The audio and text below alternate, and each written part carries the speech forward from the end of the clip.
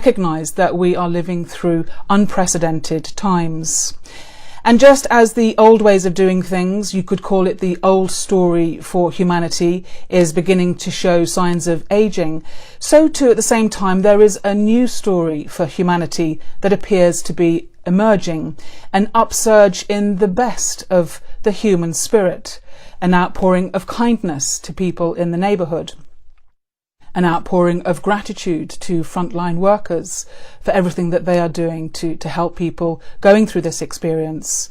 We also have an outpouring of altruism in taking precautions not to spread infection to other people. And there's an outpouring of inspiration for the world and how we would like the world to be beyond all this pain and suffering. So our theme for today is really looking at what exactly is going on right now. Our masterclass is Getting to the Essence, as we try to get to the bottom of the spiritual significance of these changing times. Well, all of our speakers come from the Brahmakumaris World Spiritual University, and as the name suggests, it's a university for the spirit. It's a place for understanding the self, for understanding ideas around the soul. It's an organisation that has meditation and teaching centres in over 110 countries right around the world, and an active presence in even more countries than that. And the activities of the Brahmakumaris are hugely varied, right from having a permanent office at the United Nations in New York to getting involved with some of the poorest tribal communities in the desert plains of Rajasthan in India. The organisation was founded in India in 1936 through a series of visions and teachings that came through the original founder, Brahma Baba, teachings which are very much geared to this period of time that we're going through now, this period of transition.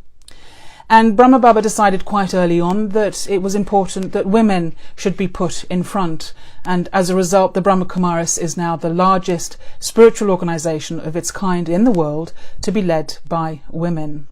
Well, let me tell you about one of those women, because today's masterclass is with someone who has the honour of being able to call herself the first Western woman to come into contact with the Brahmakumaris back in the mid-1970s.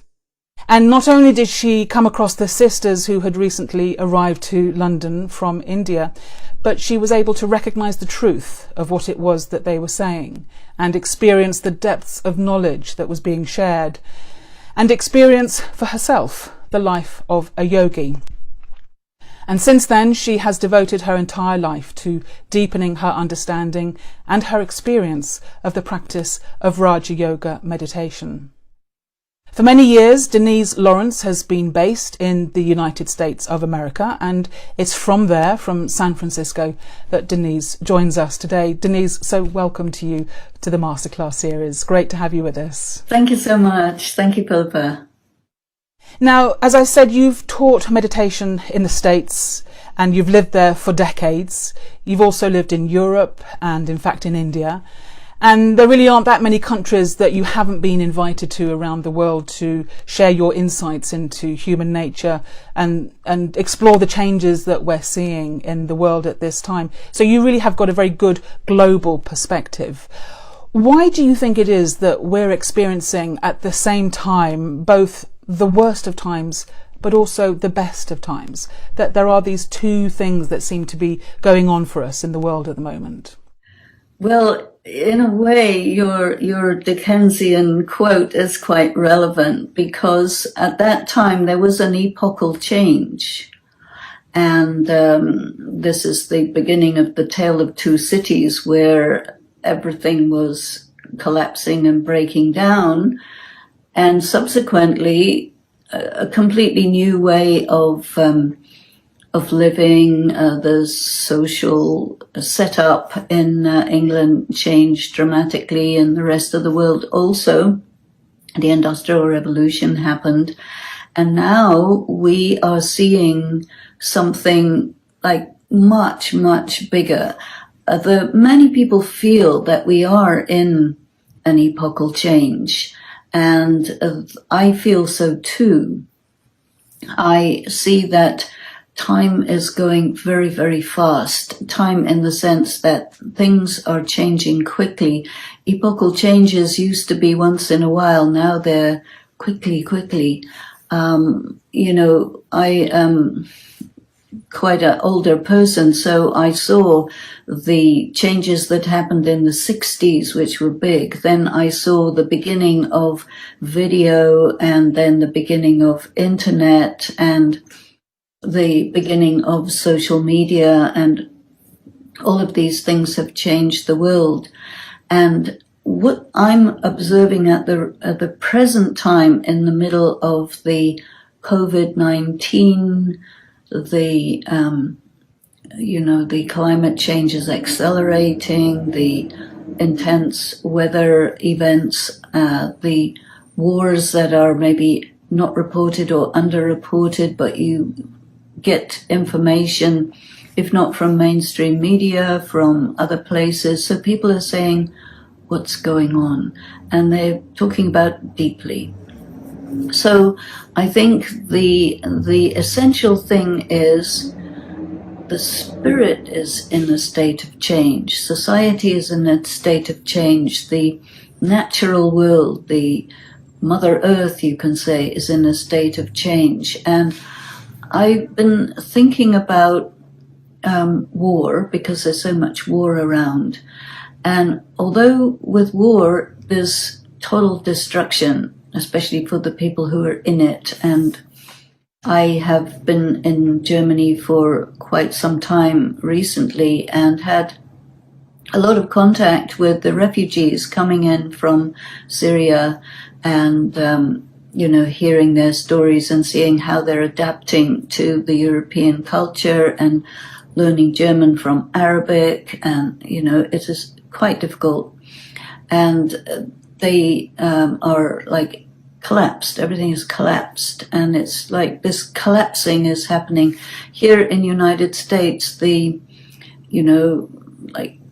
shops like Macy is going into bankruptcy, and as you said, unprecedented. And so what happens when it's unprecedented is you go to the inside and you start saying, oh God.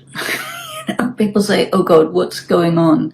And so people are beginning to think about the spiritual aspect and to want it, because not only is the external things breaking down, but here you see huge amount of alcohol consumptions really spiked, domestic violence really spiked. Being locked down at home for many people is very dangerous. School used to be safety from a dysfunctional home. Now school is locked down. Everything is kind of falling apart. And this book from Chinua Achebe, Things Fall Apart, which is interesting because it showed how the traditional African world, everything was falling apart when the European ideas came in. So what's coming in now, as you mentioned earlier, is things are falling apart, and some new, very powerful light, goodness, something extraordinary is coming in. So it's like a lot of people want to get onto that wagon. Not really wagon, but how do you call it? And so to understand. Yeah, and I think for many people, they're feeling that all of these things that you're talking about, which we're experiencing all around us on a scale that, we really haven't seen before, that all of this is actually a wake-up call. And where we've been waking up for a long time to the effect that we're having on the environment, to the effect that our lifestyle is having, that it's unsustainable, that it creates a bigger gap between the rich and the poor. But I wonder, from a spiritual perspective and the perspective of the human spirit, what it is you feel that we're actually waking up to. What is stirring in the soul of humanity? Well, what's stirring in the soul is, I, the soul, have been comatose. I've been asleep. I've been out of contact with my inner world. I have allowed myself to get weak, and I cannot handle these things in a spiritually weak condition. And so the the desire is to take strength. And so the connection with a divine source to take strength to the spirit so that we can handle these things and adapt to these changes and keep ourselves sane. We have huge numbers of people contacting us. Okay, what to do, how to manage, how can I get my inner strength, how can I have faith, how can I have confidence, how can I get through these times of uncertainty. People feel this insecurity. And at such a time, people start to remember that there is security in being close to, maybe you can say, a source which is beyond what's immediately in front. So people are really, and with all of this digital everything, people are able to relate to something that's not physical. It is physical, but it's coming through the internet or whatever. So the idea of having a connection in the mind with a source that is somewhere, anywhere, is doable. Otherwise, people used to need something really, really physical. Now it's different. And so they want to know, what is the human spirit? Where are we going? This is another question. Where are we going? And so part of the study that we do lets us know that when you want to make a big leap forward, you have to go through letting go and then move to the next step. And for that, you need to be adaptable. You need to be optimistic. You need to know that it is not possible for things to collapse into nothing. Things just break down so that there can be something new afterwards. This message is very important for people to feel trust in the process and to be able to let go. You mentioned that people in times of difficulty are turning their thoughts to, the presence of the divine, an energy source that is somehow beyond them. But people also at times like this will feel that, this is punishment from God, or that, how can you believe in God when there is so much suffering and pain in the world? And for many people, the world is experiencing quite a slap in the face at the moment, and the question arises, have we done something wrong to deserve this, or why now? Why is this happening to us? Well, I think if people think a little bit deeply, the message of be careful, you're messing up the world, be careful, things are much more fragile than you think, has now actually been received. But it's been going on, climate change alerts been going on since 1960. People are talking about pandemics happening every 100 years, quoting the last 400 years, 1720, 1820, 1920, 2020. So it's like, I think people are not really feeling so much that this is punishment going on, but much more that this is a wake-up call happening. I got one of these things that comes through the social media. There was a conversation between the devil and God, and they had a picture of the planet under them. And the devil said happily, you know what? I managed to cause all places of worship to shut down. And then God has a big smile and says, yeah, well, I established places of worship in every home. Right? And so I think this reflects the feeling that you can manage to sustain yourself spiritually without formal religious buildings and systems, but there is so much access, so much material to help people with meditation. Look at how famous mindfulness has become, and how meditation is being proposed in the medical community. If you're having this or that problem, is meditate is going to help you.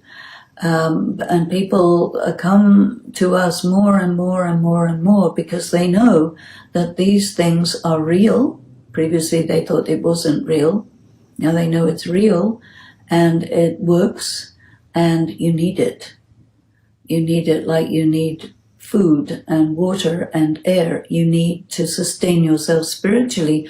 So the ridiculing of the spiritual has really gone away.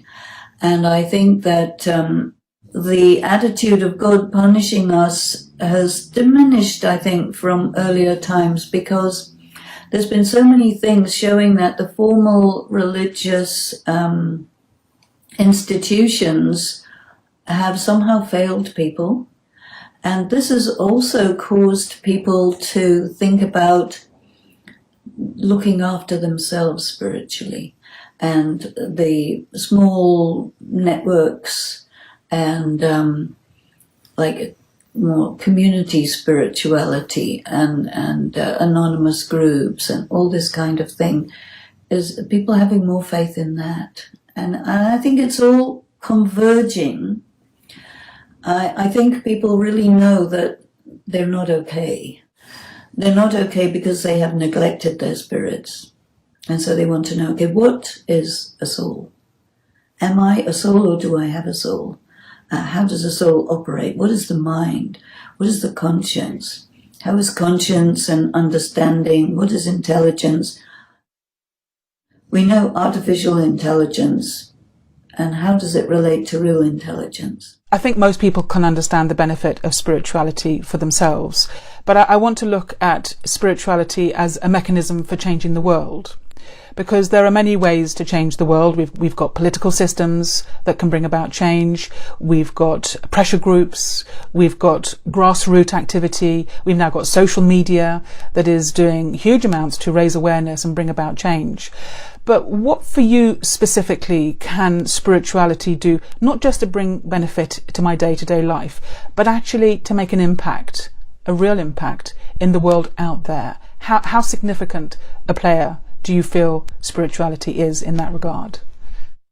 I think it's very significant, but I think there are certain things that need to go in place. For example, it has been said since a long time that just as the power of the atom, when you split the atom, releases huge energy, so the soul, which is called in Hindi the Atma, when the soul is stabilized, it gathers together vast energy. So what we have to do is learn about controlling our waste thinking, emotions, feelings, distraction and whatnot. So we need to learn concentration. And when you get a significant number of people focused on their own soul, focused in pure thought, that releases a huge tsunami of energy that has an effect on people's minds and an effect on circumstances. And people are beginning to explore this anyway. And this, I think, once it becomes on a larger scale, then you can really work with this energy, and it's real.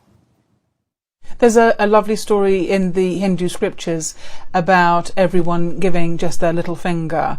They call it the little finger of cooperation, and that between everyone they were able to lift a mountain.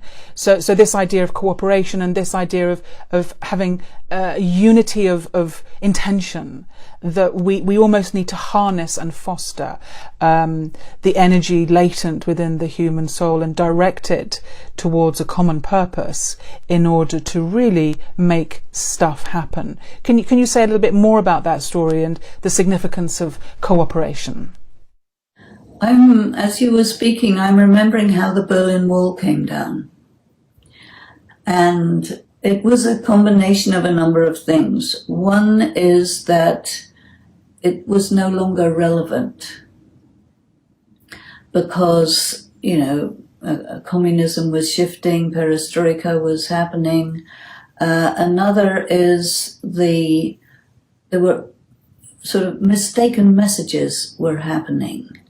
Another is everybody at the same time got this thought, the wall is down, let's take it down. And so I think what we're looking at is a convergence of people's individual feeling becoming collective, of the thing that is no longer relevant becoming clearly no longer relevant, and it can't hold together if it's lost its relevance. So we're at a point in time when things are collapsing, nothing is set in stone. That means new ideas can come in really well. I remember when there was big changes in the 1960s, the same thing. The old system was no longer relevant. Messages didn't get through. And the young people got the idea, we need to change the education system. We need to be free. We need to come out of this old paternalistic way. And it just collapsed overnight, you know. And the other sisters that I'm with are also thinking that, you know, this is going to be an overnight thing when people all of a sudden get the idea and what is not relevant becomes clearly not relevant, and then change happens suddenly like a jerk. It's not a smooth thing. So I anticipate such a thing. It's almost like a critical mass is reached for real change to take place. Yes, yes. And for us to see it's on the level of thought, on the level of relevance, and on the level of like a moment of saying, yes, let's do it. Like it becomes possible. All of a sudden, you just feel it's possible, let's do it. Whereas previously it's not possible, we can't do it. And then all of a sudden, yes. So all of these elements coming together. And then there is another element, which I think is also real, and people, I think, are picking it up, destiny. You know, like they say, an idea whose time has come. It's also a circumstance whose time has come, and all of a sudden, boom. Like when war breaks out, boom. You aren't expecting it. All of a sudden, oh, there's war, there's war, there's war. Or there's peace, there's peace, there's peace. Or it's different now. So certain things can take consciousness of people from individual different ideas to one thing. You know, like, have you seen birds when they fly in formation, or large groups of birds, and they do acrobatics like one? And I've experienced in different circumstances when we have large numbers of people meditating together, our thought becomes one. So it's like 1,000 people with one soul, or 20,000 people with one soul. That is a very powerful energy. When everyone is lined up like that, you can actually cause change. I'd like to try and frame this, if we can, in a really macro level, because when we look to our past, it's very easy to form the opinion that we have been evolving throughout the journey of humankind, that especially when you look at medical advancements, technological advancements, and now we've got the whole IT and the AI that you mentioned already, it can feel like we're going from a place of ignorance to, you know, much greater wisdom and understanding. I wonder how you frame your perception of where we've come from in terms of our journey as a species, and also where we're now going in terms of that trajectory into the future. Where have we come from, and where do you see us as now going? You know this term, the American dream. And so from the end of the Second World War, everything was focused on material advancement and wealth and property and gadgets and all of this. And what I think is happening with this COVID-19 is that whole thing has collapsed like a house of cards. You see, when you have over the period of 1 month, unemployment in United States go from like 6% to 35%. It's a nightmare, because you can't function anymore. People are afraid, what's going to happen when lockdown is finished? All of this, you can say, this illusion that we are so civilized is collapsing, because you see, what's deemed essential services is shops where you can buy guns, and casinos and bars. And so why are they essential? Is because everyone is addicted. Otherwise they're not essential. They're only essential if you're an alcoholic, if you're into violence and gambling, you see. And this culture is based on this. And so when all of this is not there, the sort of uncivilized state of people is in your face, and it's everywhere. And COVID-19 is not discriminating one class or a race or this or that. And it's mostly focusing on men. Men seem to have a higher death statistic than women. And so it's like a huge wake-up call to the fact that we haven't actually been evolving. We've got all these things, but in terms of human behavior, human relationship, we are in a very big mess. So when you've got that veneer of progress, when that comes down and you see what's behind it, it's a shock. And then we say, well, what have we done? You know, what have we done? And actually, do we have today the wisdom that was perhaps demonstrated by civilizations that went before in terms of their refinement and culture, and that maybe we need to reframe the past in terms of perhaps having qualities and abilities that we have now lost ourselves? Well, this is also getting found, you know, with archaeologists, with photographs from space. They're seeing that these ancient civilizations were very advanced in all sorts of ways, and especially the very ancient ones, and people are scrambling to find the ancient wisdom because they feel betrayed by what we can call as Western civilization. So they're looking to the past for inspiration, for rethinking about what human civilization is all about and has been. And you see, the spiritual component is really missing. And I say there's a lot of religious activity, but what we're also seeing, and which was highlighted in something like The Handmaid's Tale and Testament, is that this also fails. Even the system of morality has failed us. The system has created disequilibrium, and we have trashed the planet, which the ancient civilizations used to take very great care of it. Even if you go back 1,000 years in England, there were laws that you cannot cut trees down, because they were, and there was no problem at that time, you know. So we can see that desertification, salination of the land,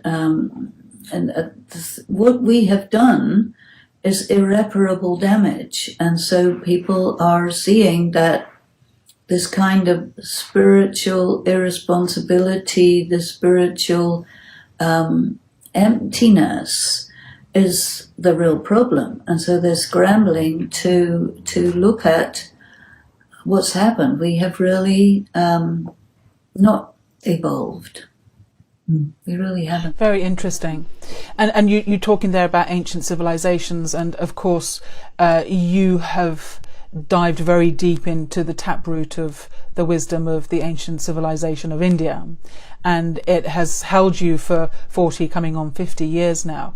I wonder if you could put into words what it is about that heritage from the Indian subcontinent that has richness that people are now beginning to turn to and look to and say, okay, the American dream, or whatever you want to call it, is collapsing. Maybe there's some wisdom here. What I think is very interesting is that this kind of wisdom that you see in India has persisted with continuity. the same kind of wisdom was broken through the system of colonialism and even the spread of religion. And but when you dig deep, you find that everyone was connected to something similar. You go to Mexico, you go to Africa, you go to Iceland, you go to all of these places, and you find that there was a very beautiful balance and symbiosis between human beings, the divine nature. Everything had to be in balance. Now nobody's concerned about balance, and even the planet Earth itself is tipping. And when it tips too much, very unstable. So people are feeling instability in so many areas. And in the ancient times, they're sort of aware of a grid of energy, like all the Roman roads that you have in England or Europe. They're all running along the grid lines of energy because it was like a grid that held everything together in balance. And now nobody thinks about geomancy or feng shui or any of that because they're just thinking about money and not concerned about the price you pay to get it. And now people are thinking, I am not for sale. I am not raw material that you can do what you want with. I'm a being, you see. And it's changing people's sense of what existence is about. And if it's only materialism, it has no meaning. And people are craving for meaning. And you get meaning when everything makes sense. When nothing makes sense, it's a crisis of meaning, like a philosophical crisis. And when you get a crisis, this crisis becomes a stimulus for solution and moving forward. And then whatever is not relevant, you just let it go. And I think when you lose everything, then you have nothing to lose. So you can, yeah. Talking about this wisdom of India makes me think of Gandhi, and of course one of Gandhi's most famous sayings, "Be the change." In other words, there's no point just acquiring points of knowledge and information unless you're going to use them to actually make changes in your life and really anchor it and become really the change that you want to see. From the many years that you have spent living as a yogi, meditating, doing all the things that you do, what for you would be your top tips for really making a difference in terms of what you can do in your life? Even if you're in lockdown and can't go out or go anywhere, what can you still do to feel that you can make a difference, make a change to yourself and to the world? Well, I think as you're speaking, I'm remembering a couple of quotes from the Gita, and I'm very interested in the Gita and writing about it. But people don't realize this is a 5,000-year-old scripture, and people don't realize that the expression, "you are your own best friend and your own worst enemy," comes from there. And so really look at what are you doing that is carrying you forward, and what are you doing that is self-destructive? Because our current culture actually encourages people to do things which are not in their best interests. And we have to challenge that. And the other thing that is also in that same section of the Gita, which I find very interesting, is a spiritual law that says circumstances arise, persist for some time, and then they subside. And during that time, you have to endure. That's all you have to do, is have this power to hold steady while the crisis is going on, and then you learn something from it, you get strengthened by it. A very beautiful part of the study of the Brahma Kumaris, which I went to the Philippines some years ago in the wake of a very, very big typhoon which killed masses of people and was highly destructive. And people were asking me, because the problem was spiritual, right? They were asking me, why did this happen?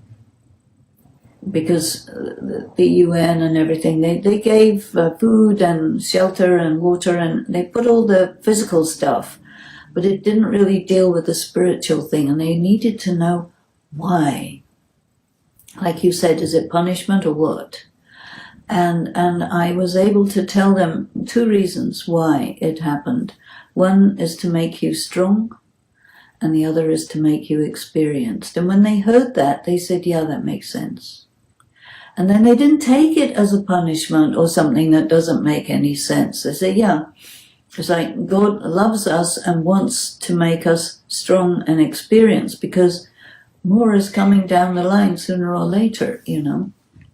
So these ideas which really reinforce a person from the inside and enable a person to take a kind of leadership role by their attitude and feeling. I remember some years ago, quite a long time ago, we had a massive earthquake in Los Angeles, and it happened at 4:30 in the morning, which is the time when we are meditating. And everything came down. This big highways came down, and all the cars on it also came down, and people would, ride off of a bridge, and there would be no more bridge, and big thing. And what happened in the following minutes and hours and days, people just converged on the center because they felt it was a safe place. And so I think this is another thing that we can do individually, small group or larger group, is to have this safety for people. People believe that if they come near us, it's safe. We didn't tell anybody that, but they think that. Another thing that is going on in Brahma Kumaris that I think is very interesting is that we meditate according to certain times. And so there are waves of meditation circling the planet. And as we intensify our meditation individually and collectively, it's creating a current which people can lock into and lock onto. And we need individually to participate in that to make it strong, you see. And we do, because this is our discipline to do this every day. And so 24 hours a day, this wave is going on all the time, all the time, all the time. And now... So no matter where you are, you can tune into this through meditation and feel that wave. It's 24 hours a day. In every time zone, somebody or some group is meditating. That means, meditating means what?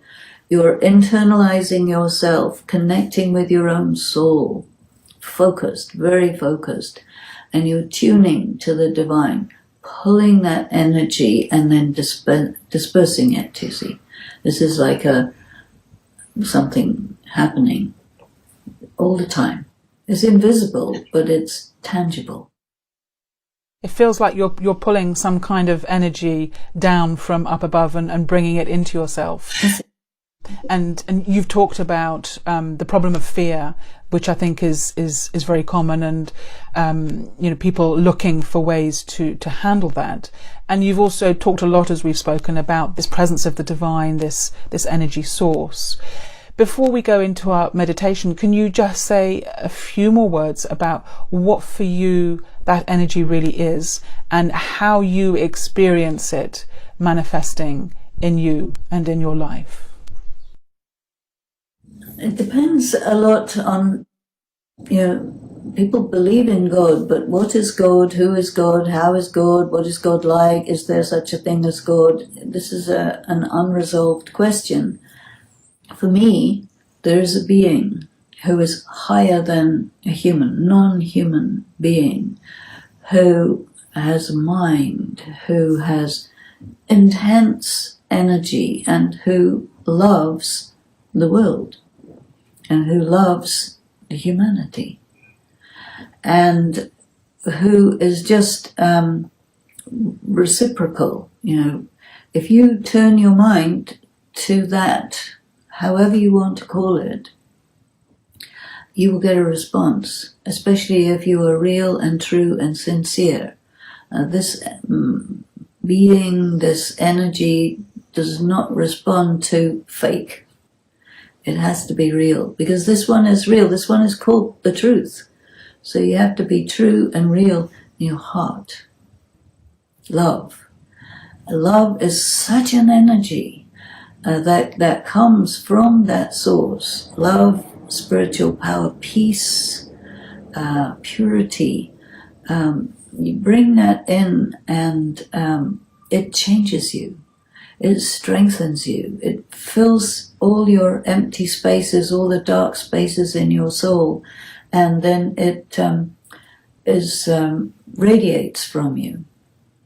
You become like a ball of warm light that is full of love, and it radiates and it goes into the atmosphere, and people feel it, you see. And when you do this intensively and for more time, then people feel it more. It's a sustaining energy. Like if you look out of the window and you see a beautiful day, you feel good. But if you have like a beautiful day, not just from the sunshine, but from this invisible divine source, which is functioning via different like beacons, you know, you take it and people see it or they feel it. And so it is real. And people feel that it's real when they can feel it. If they can't feel it, they don't think it's there. So I think important what a yogi is supposed to do is to make this tangible for people. Well, let's have a go at doing that right now and see if we can transform ourselves into beacons of this beautiful light energy that you're talking about, and send some of that light out into the world for those who are really looking for it and struggling, which so many people are at the moment. So if you could just guide us with your own thoughts as you meditate, and we can experience some of what you're talking about here right now. Take a moment to just center yourself and just feel the energy of your being throughout your body. And then draw that energy to a focused point through your heart, up into the center of the forehead. And just feel yourself connected to your being. And as you do that, feel the energy intensifying. You're concentrated on your being. You feel light. You are illuminated from the inside. And then allow yourself to withdraw from sense perception. See with your inner eye the inner world, and in that you have contact with a dimension of light, and in that dimension of light there is a source, a presence, a beautiful energy, so bright, so powerful, peaceful. And you can feel these waves of love reaching you from that light. And just going deep inside every part of your being, filling you with strength, with love. You feel good, you feel extraordinary, comfortable. Just hold yourself steady, receiving, absorbing, and then let it radiate forth from you. It will go where it has to go. You're steady, concentrated, comfortable, and it is flowing from above, flowing through you and reaching all around the world like a great river of light, radiating, flowing, moving, pulsating. You are filled with that light, glowing.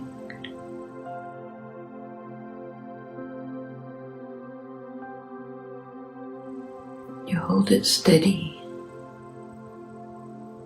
and it's just moving through you. You feel this is what it's like to be.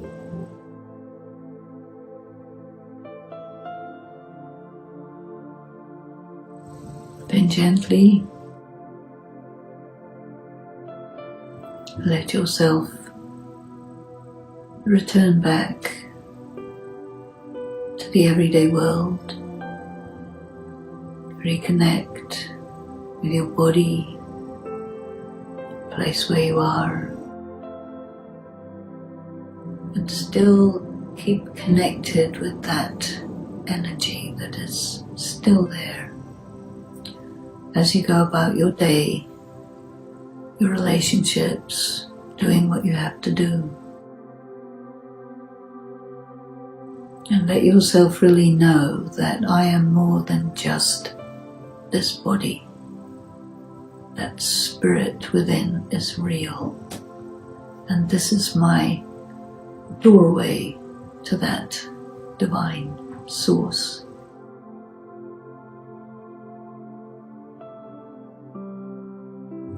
Om Shanti. That means I am at peace. I am a being of peace. Thank you. Beautiful.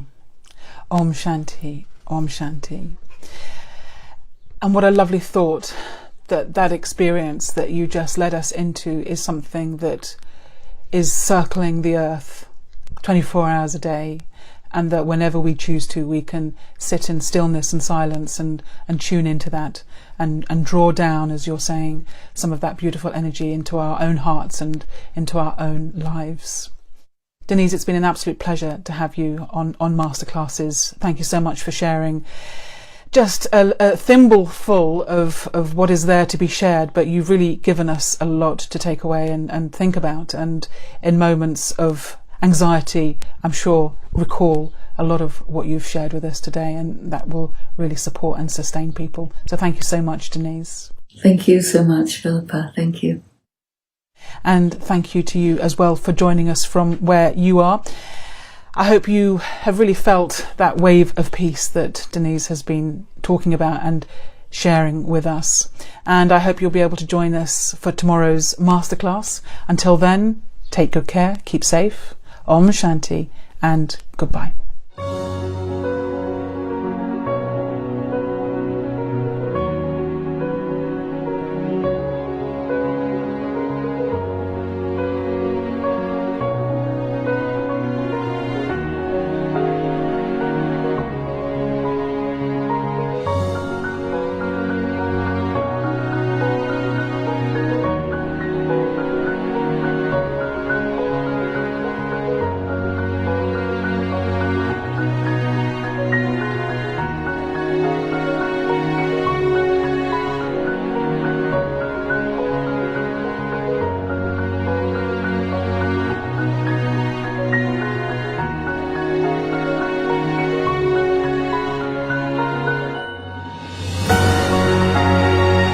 21 masterclasses in new consciousness, new ways of thinking, being and doing for the new you.